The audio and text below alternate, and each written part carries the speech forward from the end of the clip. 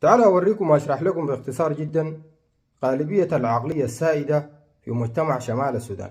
عسكريين، سياسيين، مواطنين. الناس دي عقليتهم مشبعة بالعنصرية وبالخيانة والحقد والكراهية.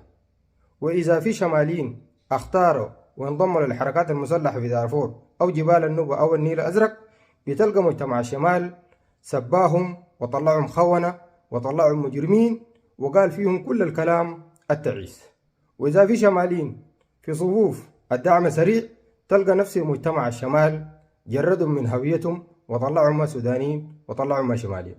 وفي نفس اللحظة مجتمع الشمال كامل اعتماده على أبناء غرب السودان القاعد يسبها وبيخون أبنائهم لما ينضموا لهم في صفوفهم، سواء كان حركات مسلحة أو أي جسم آخر. ونفس مجتمع الشمال ده تلقى أكثر تطبيلا لأبناء غرب السودان القاعدين يحاربوا بالإنابة عنه، وفي حين أولاده إذا انضموا لأي معارضة مسلحة في غرب السودان يجردهم من هويتهم وطلعهم خونة. باختصار جدا وفي ختام الفيديو، كل الخيانات التمت في السودان هي جاية من أبناء شمال السودان، ما أبناء شمال السودان كمجتمع ولكن كسياسيين وعسكريين.